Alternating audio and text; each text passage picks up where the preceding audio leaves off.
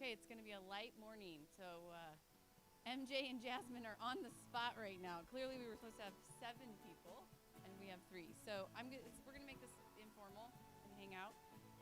I'll tell you a little bit about my background. I'll let them tell you a little bit about theirs, and then we'll get into it. Sound good? All right. So thank you for the introduction. My name is Andrea Steinbrenner. I'm the CEO and a partner at a group called Exit Consulting Group.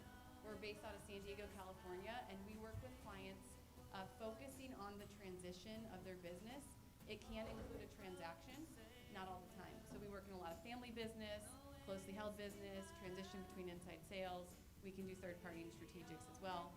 Those tend to be a little bit different. So we're fellow CEOs helping other CEOs. So we coin it, we're the CEO. Who do you call when you're at the top and you're having a bad day? Can't tell anybody. Scares everybody, right? So how do we create inclusive leadership styles when you're at the top of the food chain? How do you get the information that you need in your company so you can impact change? How do you make sure everybody from the top to the bottom is being touched and their needs are being met? So we work with business owners to help cultivate that, and we're going to have a pretty dynamic discussion about it this morning as well. So I'll pause there. I'll turn it over to Jasmine. Good morning, everyone. Jasmine Guy. I'm the Senior Equity Officer for the Chicago Fire Department. We're the 3rd largest fire department in the nation. My job is newly created. I've been in the role now for 7 months, and I have an opportunity to really just figure out how we can make things more equitable within the fire department as we're looking at hiring, as we're looking at promotional opportunity, and then of course doing community engagement, right? Reaching out to our youth, letting them know about the various different opportunities and helping them to see, the various different pathways for how they can join the department. So I'm really excited to be here with you all today. I have 2 decades experience in human resources and diversity and inclusion, and I'm looking forward to learning from each and every one of you.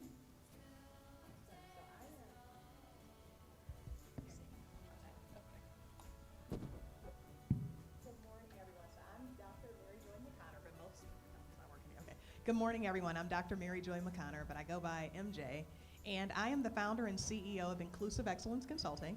And so what we do is we get to work with organizations around the nation. We do a lot of leadership development and team development with an inclusivity and diversity focus. I tell people all the time I'm a recovering chief diversity officer as well. I used to work in higher education. And so I did that for years, and I really enjoyed the work. And I just reached a point where I said, I feel like I can have a big impact and do this with other sectors and organizations, so that's why I decided to go the consultant route. But I'm really glad to be here this morning, and thank you all for having us. Great, thank you both. Okay, so before we get started today, I'm going to walk you guys through the exercise that we do at my company before we start every meeting, and we do it with our clients too. And it's corny works, that's why we do it.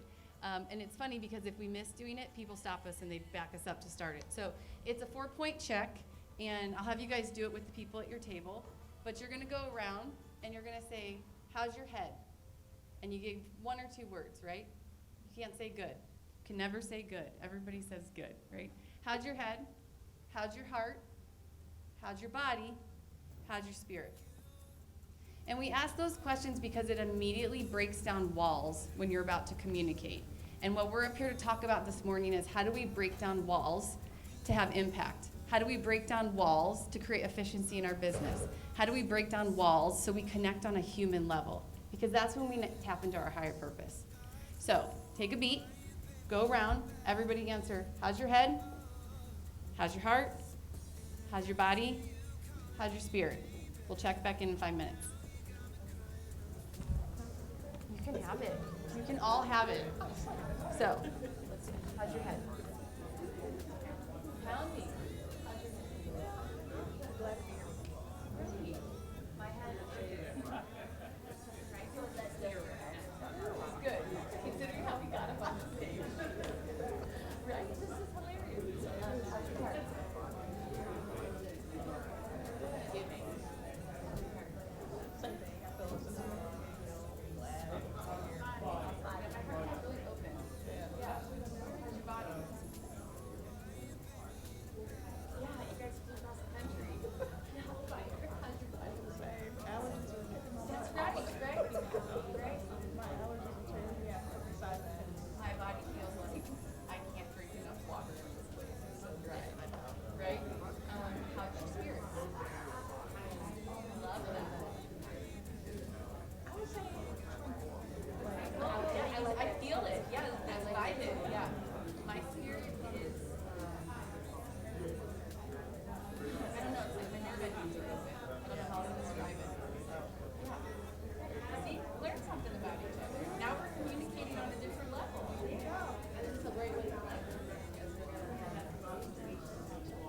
you learned something. Okay, I'm gonna call you back. So clearly the exercise worked in a couple ways because there's conversations being had now that wouldn't have, right? So we broke down some walls of meeting new people, broke down some walls of it being early on a, what day of the week is it? A Tuesday in Las Vegas. The other thing it does is it breaks down walls, so when you're communicating with somebody and you have insight, you might receive how they're showing up differently. So if Jasmine told me that she had a headache and I'm in the middle of a conversation with her and she squints her eyes, I might take that as she didn't like what I said. I might take it as I just offended her. I might change the message I meant to give in that moment based on a subtle body cue that had nothing to do with me. So you can immediately reframe how you're presenting yourself and the information you're saying if you have little context clues. So please take that, use it. If you have children, I don't, ask that instead of asking how your day was. It's amazing the response that you get. Call your parents up on the phone, ask them how their heart is today. It's amazing the information you get back when you just change that one word. Okay, so enough of that. We'll get into it. I've got a bunch of questions. We're gonna just free flow. We just met 15 minutes ago and worked through what we wanted to talk about. So I'm gonna ask questions, pose questions. It's interactive, right? If you wanna say something, please stand up. We'll make sure you get a mic. I'm sure whatever burning inside of you needs to say, we need to hear it. So don't hold back. Okay, ready? All right, let's go. So let's kick off with, let's talk about the business case for inclusive leadership. So I've got a couple questions here. Let's start with, how does diversity drive innovation in business success? Okay, I'll start. Yeah. I find that when you have diverse perspectives in the room, that just brings about innovation. You know, we all think very differently, and so just having those different voices, having those different perspectives at the table is really important. And so therefore, when we're talking about diversity, it's not necessarily just about race, but it's also about gender, it's about social economic class, it's about geographically, you know, where we are. Like, I'm from the Midwest, and that's a totally different perspective than someone on the East Coast or someone who is in Dubai, right? Or who had those like global experiences of working in various different places or different industries, right? And so it's bringing people who've had a different level of experience to the table to solve problems. And to me, that's when you have more fun at work. That's when you get the best ideas. And that's really what helps to keep people in the workplace, right? Because it's helping them to think differently. And you're not necessarily having this group think of we're all thinking the same and we're coming up with the same ideas. Yeah, I love that. And I'm going to add on an example. So I remember when I was in grad school, we were assigned to work in different groups on a project. And our group just so happened to be the most diverse group. We had individuals who were from different parts of the world. We had people who were studying in different areas. And what was interesting is even though we would have a lot of different opinions, we had a lot of different perspectives, we ended up having one of the strongest projects. And I tell people all the time to think about it that way. If you really want to be innovative and if you want to think outside of the box, then you have to have people who have different perspectives, like you said. So it's really important for us to think about that in that way. And I'll tell you, you talked about the business case. I have yet to meet one CEO who says, you know what, I don't care about the bottom line, you know? So if we think about innovation and we think about creativity, and we know that diversity is the reason why folks are able to be so innovative and creative, then we have to think about the business case, right? Yeah. So we have to think about it holistically that way. So I'm curious, in both of your experiences, totally agree with what you're saying, and what's coming up for me is a lot of times we squash innovation and we squash creativity and we don't create environments where it's open for that. So in both of your experiences, how have you been able to look through the filter we're talking through and open up or keep those walls down so people are raising their hands, they are speaking up, they are bringing these big thoughts to the table and not being influenced by groupthink or fear? I'll start with that one. And I know, like, at some point we may touch on this, but this idea of psychological safety. Go everywhere. Okay. We're go everywhere. Yeah, I just did it. The reason I want to answer this one, because I just did a presentation not too long ago on the importance of psychological safety in the workplace. And so what that does is it creates an environment where people feel like they can push the envelope without being reprimanded or without being excluded. And so I think in order for that to happen, it's really important for leaders and organizations to set up a culture where where folks know that they can do just that. Yeah. They feel like, okay, I know I can show up as my authentic self. I can come up with some innovative ideas, and there won't be any pushback per se. So we have to create that culture. Yeah. It's true. And just to add on that, oftentimes, like we're in rooms and you always see like the same people talking all the time and they're always giving their ideas. When I see someone quiet, I'll just say, hey, NJ, what are you thinking? What are your ideas? And I'll therefore bring that person to the table. And I learned that from one of my leaders, because when I first started out at this one firm, I was the youngest leader there. And then I was also a woman of color and the only woman of color in the room.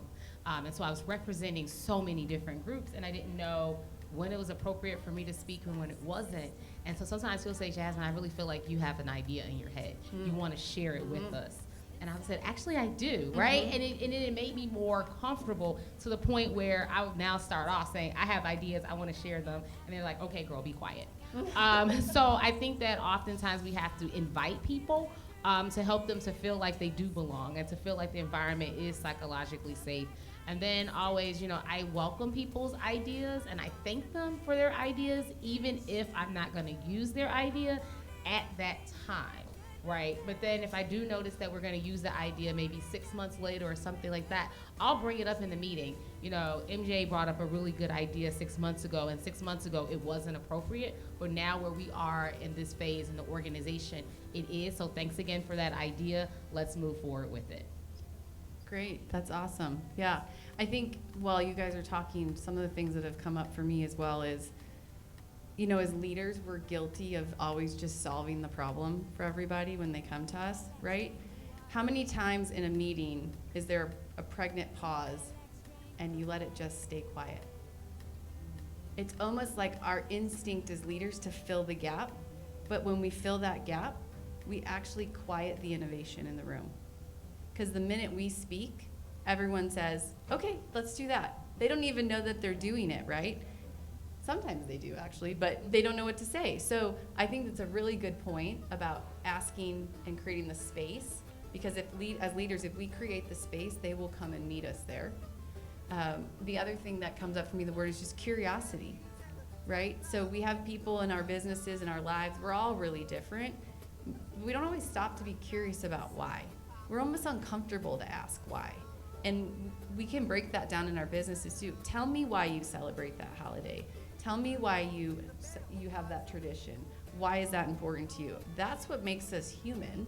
And we've almost gotten away from being human in our businesses, and now it's coming back online, which is why a conference like this wants to have an open dialogue about diversity in business. So great points. Thank you so much. Can I just add something? Yeah. So I know everyone thought that COVID was very disruptive and a lot of bad things about COVID, but I would say that COVID really taught us the importance of embracing technology. And so a lot of us were communicating virtually, and so we were able to use whiteboards. We were communicating virtually. We were using the messenger chat and different functionality. We're doing polls and things like that. Well, even though we're now meeting like in real time like we're doing today, we can still use those technological advances to actually help people to then share, because everyone doesn't feel comfortable with actually vocalizing what their ideas are, but maybe they feel okay with putting something, in a chat box. So maybe it's like within a room like this, you have sticky papers on the wall, and if someone has an idea, they're able to put their idea like on the sticky page. Or we can still do like post checks, and we can do surveys to get people's opinions and things like that. So I think that oftentimes before COVID, we always thought it's you raising your hand or you're just speaking up, but we have to also use other technological advances so it makes everyone feel comfortable to share. Yeah. Great. Did you have something else, MJ? Yeah, I was just going to add on to something you said. You talked specifically about curiosity, and I was like, oh, I have to touch on that. But are there folks in the room who read 7 Habits of Highly Effective People, Franklin Covey? Yeah, it's kind of a classic, right? And it just made me think of one of the biggest takeaways for me from that book was seek to understand. And when I started implementing that and putting it into practice as a DEI practitioner, I said, I'm going to always seek to understand first. It changed the game for me. And it allowed me to really become more culturally aware and just to really understand why people show up the way they do. So I just wanted to add that on about the curiosity piece, because I think if we're always curious, it'll take us really far as leaders. Agreed. Yeah. Great. Okay, so I'm going to go to the next question, and I think it's great. And this is on the topic of leading by example, so creating culture, belonging in culture. And so specifically, what characteristics do you see that define leaders that are inclusive? How are they showing up? How do you see them and go, they got it?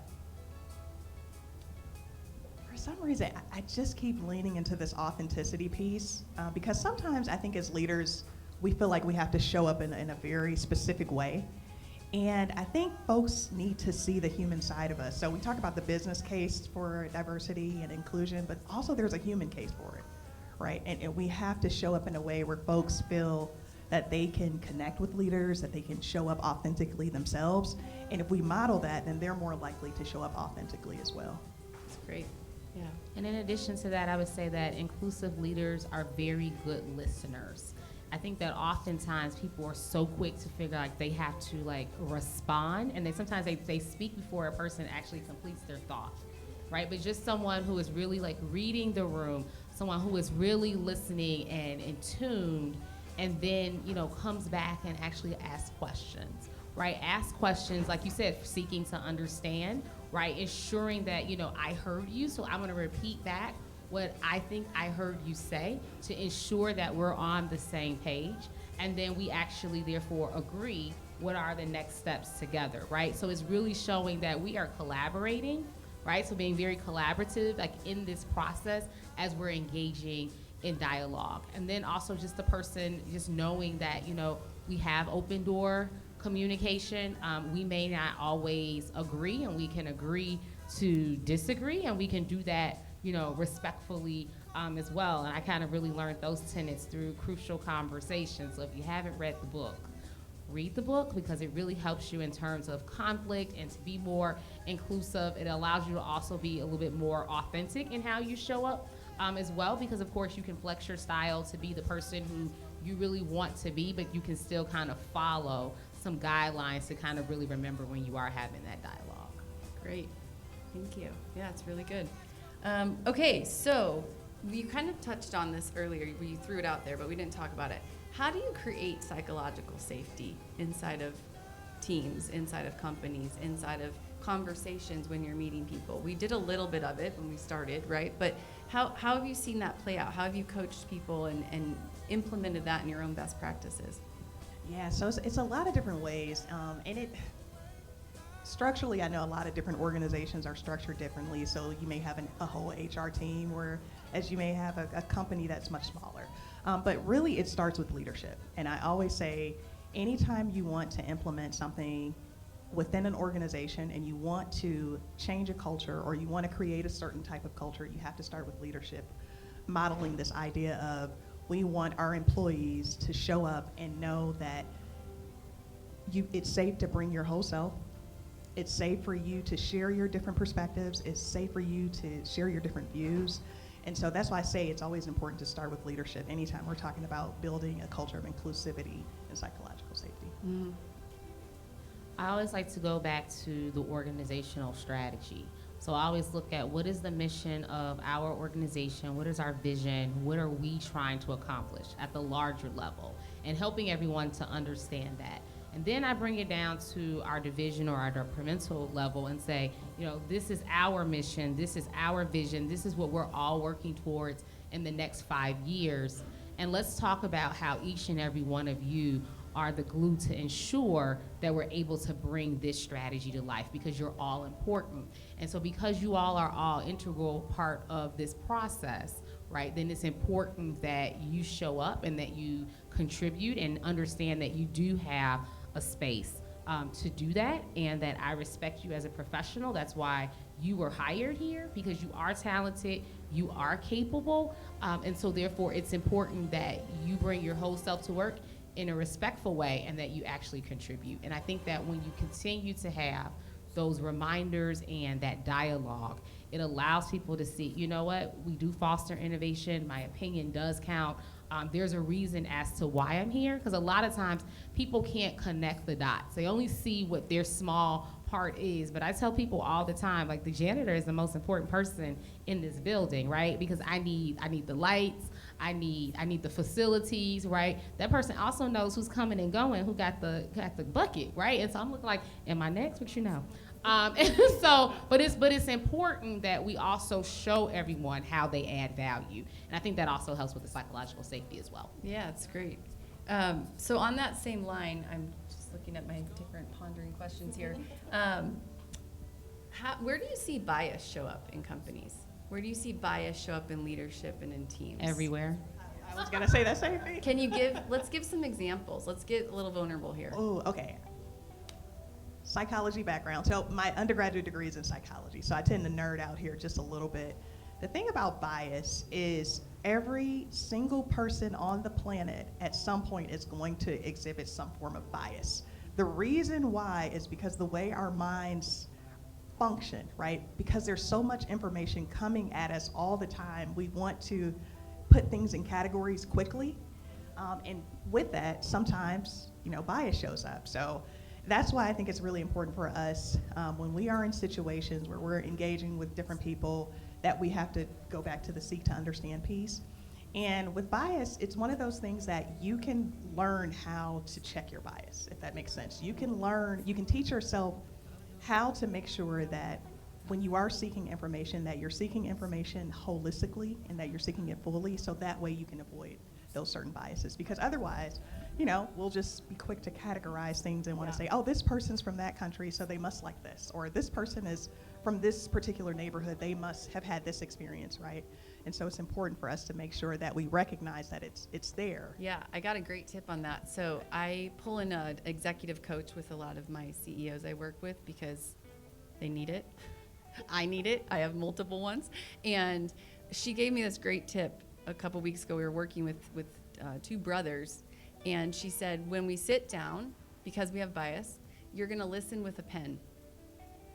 So the person's going to talk, and you're going to write down what you hear. And then you're going to repeat it back and see if you got it right. Because sometimes they're repeating back the words that were said, but the tone is wrong. And so then the other person had the response to either say, yep, you nailed it, or let me provide clarity. And then they could respond to whatever they heard.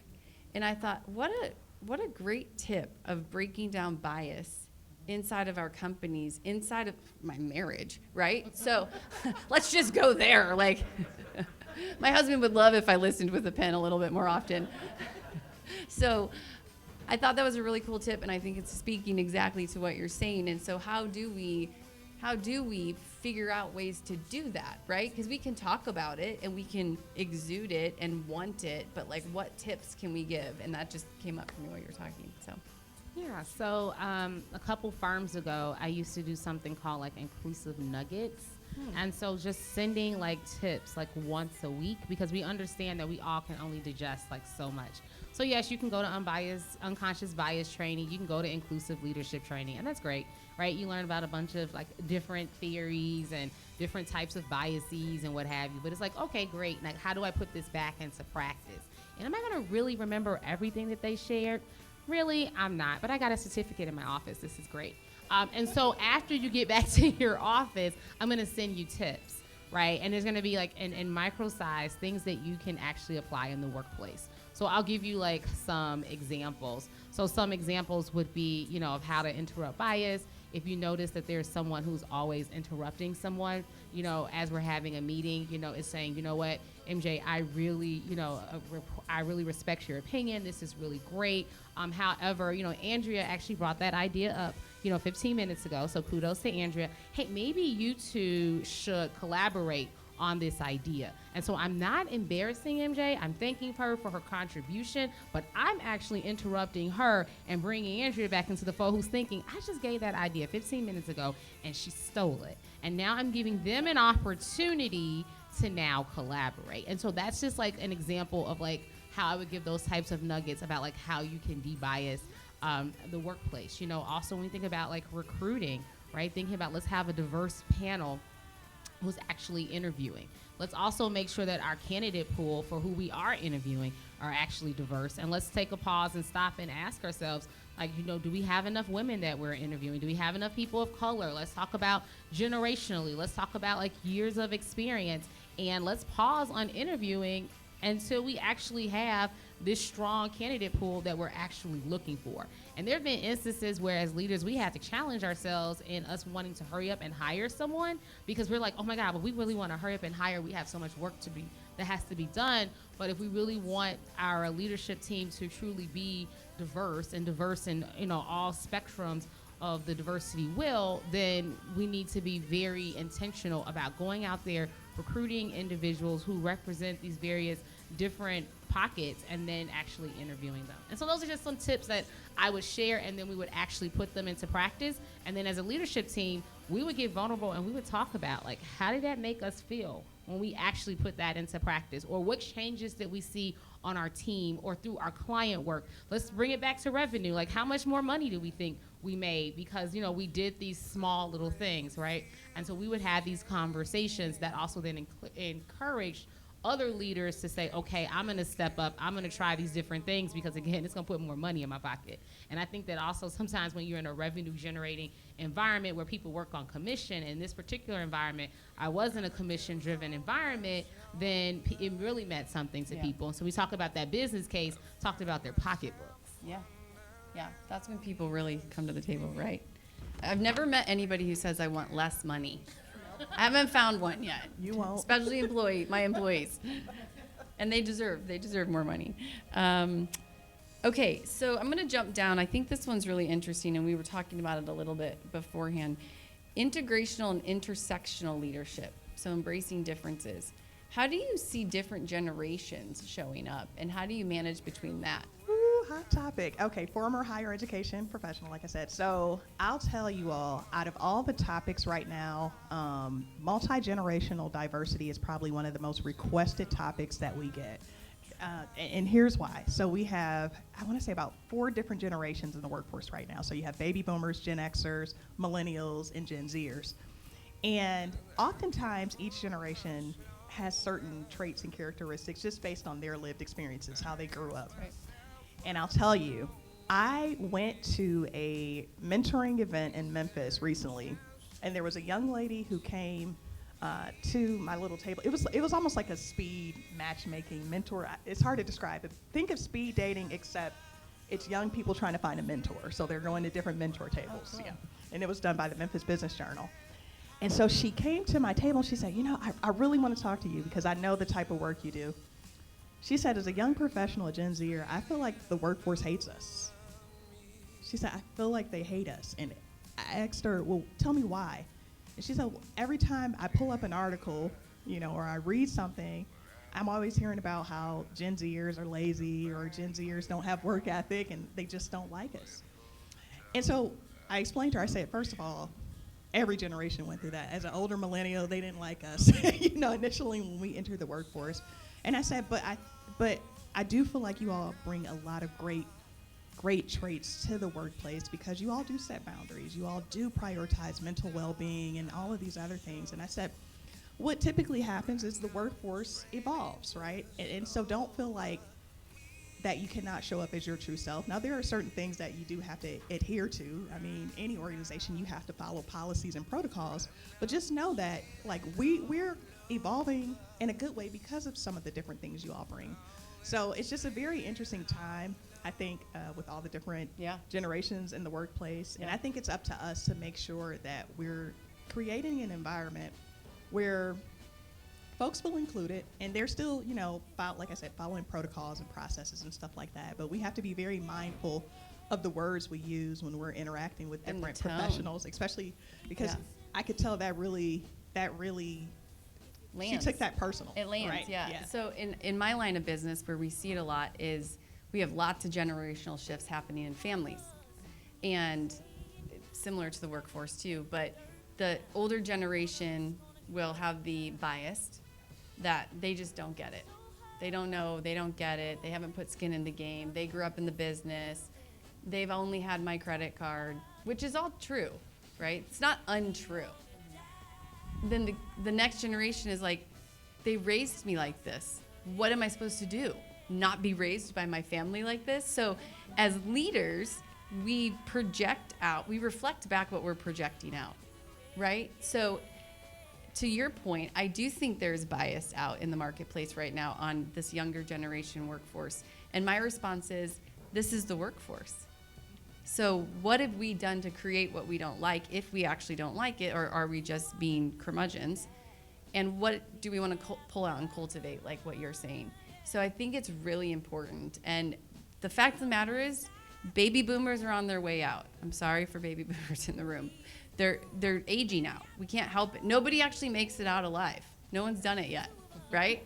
So there's a new wave of business ownership, of entrepreneurship, of leadership happening, and we're either going to get on the bus or you're going to get passed by, because there's a lot of people who want to be on the bus. All of you who are in this room want to be on the bus, right? You're listening to a very impactful conversation. So that's great. Do you have anything on that? Okay, great. Okay, next up, how are we doing on time? Kind of moderating ourselves. Are we okay? We're okay. We're going to keep going. Okay, so 10 minutes, yeah? Okay, so I want to ask you a specific question because you had brought this up. So Jasmine was earlier saying about how our workforce has changed, right? We're not just going to the office every day. During Zoom, we got to be innovative on these electronic whiteboards that we were sharing screens with people. My clients now listen with a pen, and then they just send me their notes from their pad, right? Like, it's amazing what technology has offered us and makes available and allows us to be efficient. How do you bring in that kind of inclusion and diversity aspect when you know you're working in these multi-dimensional workplaces now? Here's the thing. It's so multifaceted because like right now, there's an organization that comes to mind. They have sites in like 5 different countries, and they're always trying to think of ways to stay engaged. But I think going back to that technology piece, making sure the workforce leverages that. How are we staying in communication? Are we able to effectively collaborate in a way where even if we're not in person, we can still feel that sense of connection? I think it's a complex answer. And sorry, I don't have a super clear answer on it, but I do think it's something that we have to think about and constantly prioritize if we want to retain good people. So we do have to think about it from a workplace culture standpoint. So. Great. Yeah, so this one's a hard one. So I love technology, but I want to make sure that we're not taking the people out of the technology. So that's why I always caution when I say let's utilize technology. I don't want people to think that's replacing people. But I think that, that's the first thing. Number 2, I would say don't be too reliant in overusing technology. So I think that a lot of times we get a lot of different like tools at our disposal, and we think that we need to use all of them like at the same time. Yeah. And so I like to always talk to people within the organization to talk about like how we use these tools, when we use these tools, when it's appropriate and when it isn't, and sometimes just going back to just being like really old school. And what I mean by also being really old school, it's also sometimes just picking up the phone, right? So understand there's a time and place for all this communication, and sometimes it's just important that we just have that dialogue so that I can understand your voice inflection. It's great if I can even see you, right? So that I can see your body language. I'm more inclined to maybe ask more questions or listen a little bit more because sometimes a lot gets lost in translation when we're in these chat boxes or we're using email or what have you. So that's one thing that I do appreciate about baby boomers and kind of just being old school, because it's like, you know what, let's just have a conversation. And that's why they're pushing us to be in the office. Although there are people in my generation who's like, I want to do hybrid or I want to work remote. It's just really nice to be able to observe people and then just to actually have that dialogue and do it in real time, as opposed to, and then let's schedule something. And it feels just like more scripted. So that's why I just kind of pause when I love technology. I want to utilize it. But then sometimes I'm saying maybe sometimes we're overutilizing. We're just over dependent. So just figuring out when it makes most sense. I think that's fair. I think I have 15 different apps I'm supposed to log into every day to check something for the name of efficiency, right? Great. So as we're kind of getting to the end, and then we can pause, and if anybody in the audience wants to say something or comment, we welcome it. If you had to leave the room with one of, what did you call it earlier? Little nugget. Little nugget. Little nugget. If you had to leave the room with something, and they walk in, they say, "Oh my gosh, I'm so glad that Jasmine and MJ shared that with me," what would it be? I'll address this elephant because just thinking about where we are politically and thinking about the climate right now, because there are a lot of folks who question whether or not diversity, inclusion, equity, accessibility, if it's work that we should continue. And I just want us to remember that people will always be at the center of our organizations, no matter, and that touches on what you just said about the technology piece. And if we really do value human capital in our organizations like we say we do, then there's no way we can't think about the different diverse needs of the folks who show up in our organization. So I really felt like it was really important to address that, because I know there's a lot of different views on inclusion and diversity work right now, but I want us to always remember that if people are truly at the heart of our organizations, then we have to think about all of the different unique identities that they bring. Great.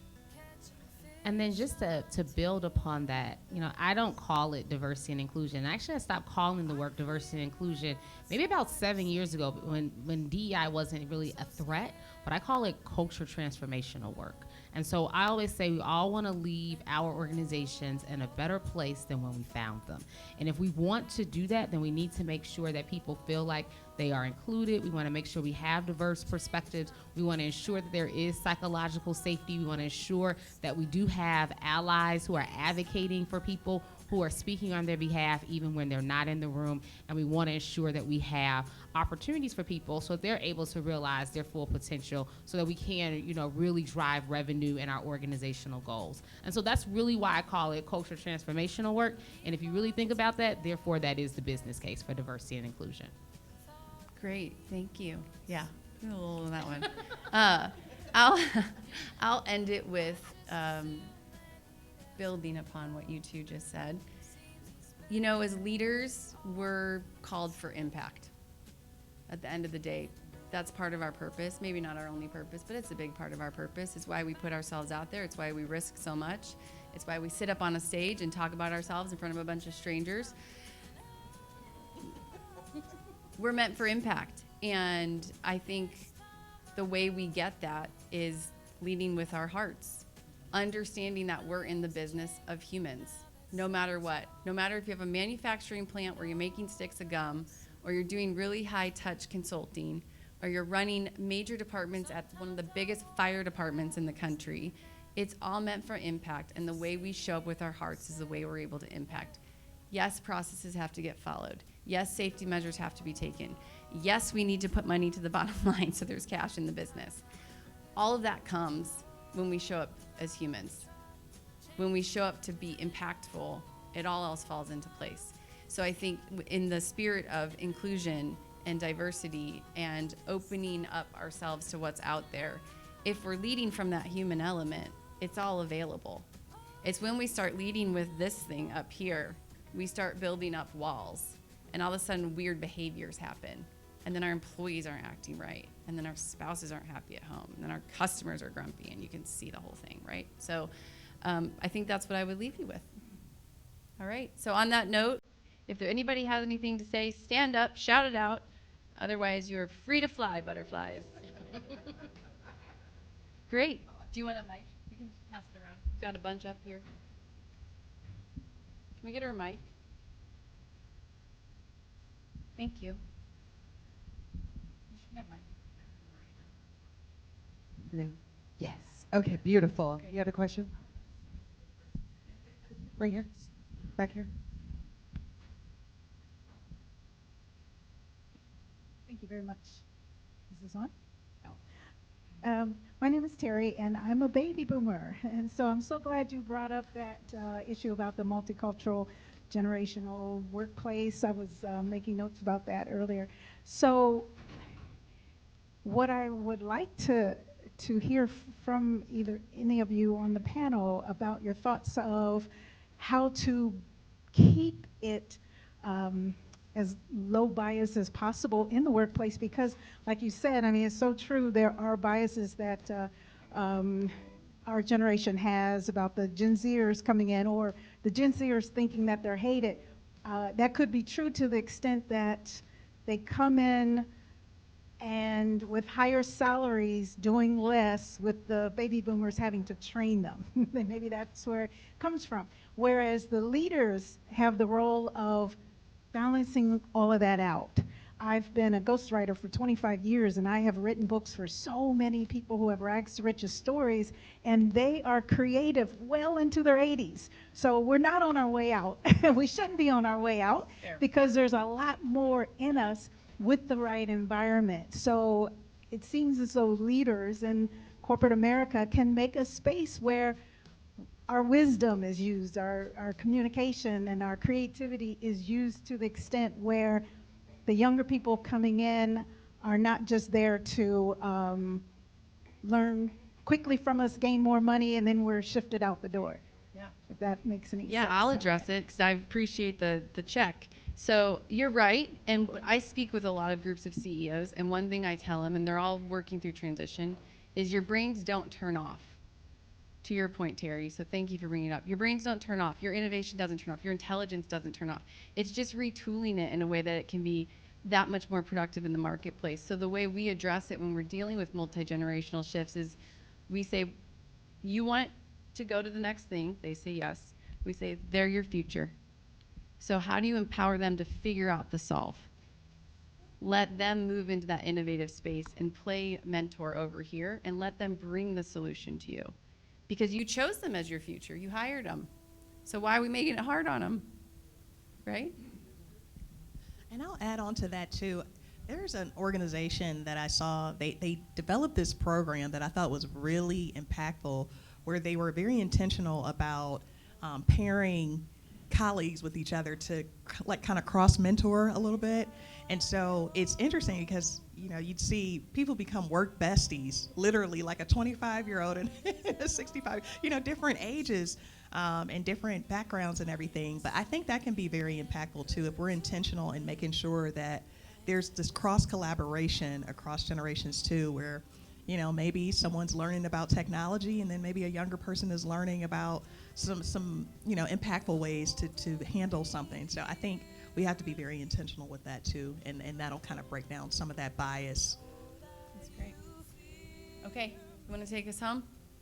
All right. I'm coming after you.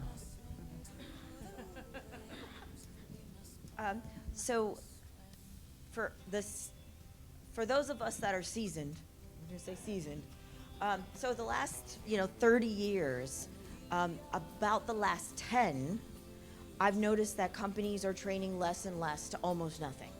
We've got the new generations that are coming in that, when you're a certain point in your life, there's problem solving and critical thinking muscles. They're muscles, they have to be developed, right? Yeah. They're not there yet. Plus they started with internet and cell phones, so that put them at a disadvantage to start with for that. But with less and less training happening, like real training. I mean, 10 years ago, training was like a big thing. Everybody was focused on it, everybody was rolling it out. That is not happening now. That's just not happening. So when you talk about the psychological security, right, the safety zones, that training has a big part in it, because when that employee, whatever age they are, doesn't know what to do, it makes things harder. Yeah.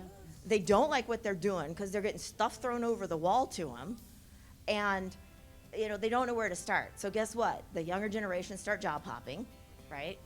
They're leaving the company because they don't like the company, because they just don't feel like they're making an impact, because nobody's given them a roadmap to do that. And then you've got all these processes and things that are getting in their way because they feel like, I'm not given the right tools to make the right step, which is partially true. How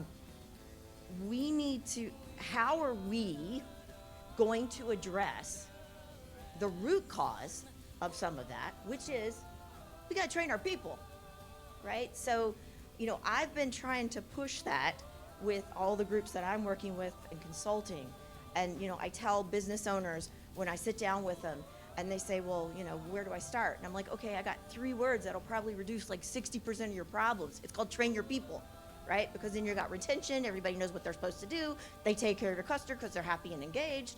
And, it's a ripple effect. You get less litigation, so you can do stuff with your money, right? And put it back into the companies. So how are we, as the whole room, not just you guys, how are we addressing a root cause problem that has been causing ripple effects heavily over the last 5 years, but this is how we got here. We stopped training. That's like a major, major problem. And in technical items, like accounting or HR, where you have to know the law, you have, a lot of rules that you have to follow.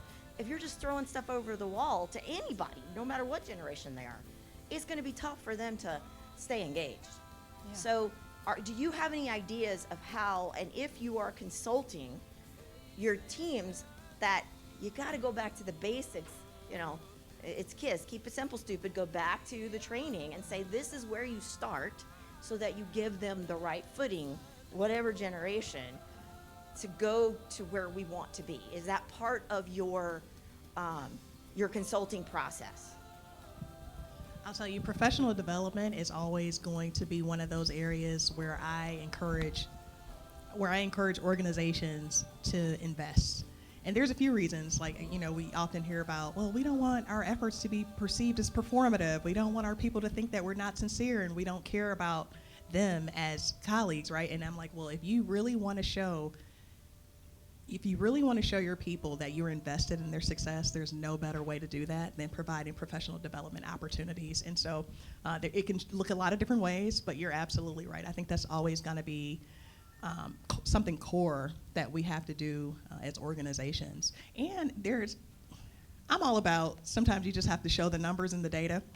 If you look at the data and you look at folks who stay in organizations, usually you have higher retention rates in organizations that invest in their people, that send them to different conferences, that do trainings, because people feel like, oh, the company actually cares about me. They care about my development. So you're absolutely spot on. I do agree with you. Professional development is always going to have a place in organizations. If you want to retain good people, that is. Yeah.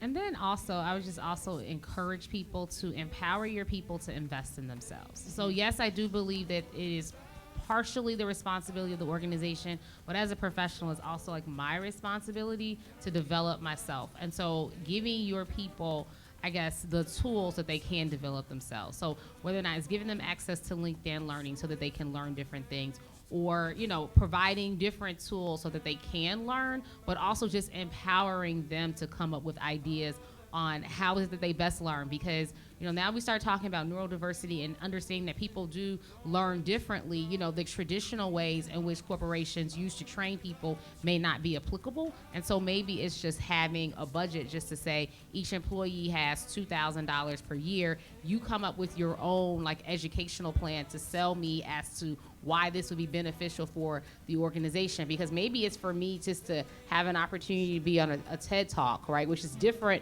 from you who actually wants to go to a conference, which might be different from you who actually wants to go to an in-class training, right? And so just understanding that we all learn differently, but giving us that ownership and that empowerment to say, you know what, you're in control of your own destiny. We'll help you, but you kind of figure out your own educational roadmap too.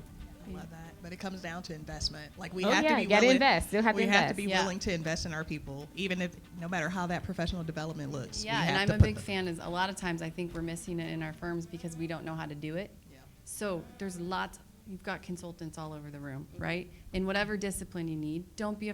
You'll never regret the dollars you spend for taking care of your people. Whether it's coaching, whether it's a certain section of your company that you're not an expert in, get a professional help. They'll totally help. And it will keep those walls from building up inside. So it's a great point. Thank you for bringing it up. One of the first places they cut, you have to cut budgets, guess what? Professional development. That's right. We got to flip this, guys. We got to change this. So Good question about gatekeeping. I like that one. Any other questions, you guys? Questions? No? Don't be sorry.